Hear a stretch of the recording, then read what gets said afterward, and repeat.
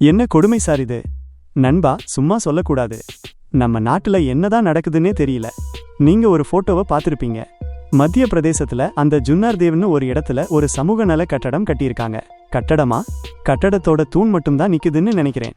அந்த போட்டோவை பார்த்தாலே தெரிஞ்சிருக்கும். அது ஒரு சின்ன ஷெட் மாதிரி இருக்கு. ஒரு 15 தூண் இருக்கும்.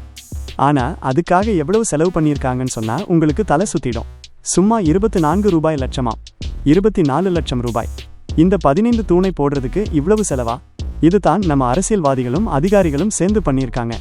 இன்னும் ஒரு கொடுமையை கேளுங்க. அந்த கணக்குல என்ன எழுதியிருக்காங்கன்னு தெரியுமா? ஒரு மூட்டை சிமெண்ட்டுக்கு அவங்க போட்டிருக்கிற விலை 1.92 லட்சம் ரூபாய். என்னோட பைக்கை வித்தாலும் அவ்வளவு கிடைக்காது. ஒரு மூட்டை சிமெண்ட்டுக்கு 1,92,000 ரூபாயா? இதெல்லாம் எந்த நாட்டுல நடக்கும்னு எனக்கே தெரியல. இதுல என்ன தெரியுதுன்னா, நம்ம நாட்டு மக்கள் ஏழை கிடையாது.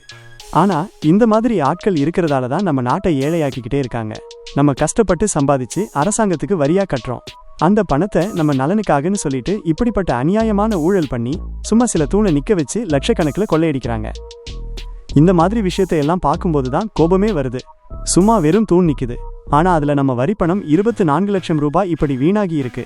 இது மாதிரி எத்தனை இடத்துல என்னென்ன நடக்குதுன்னு யாருக்கு தெரியும்? கண்டிப்பா இது போன்ற விஷயங்களை நீங்க ஷேர் பண்ணுங்க. அப்பதான் இதெல்லாம் வெளியுலகத்துக்கு தெரியும்.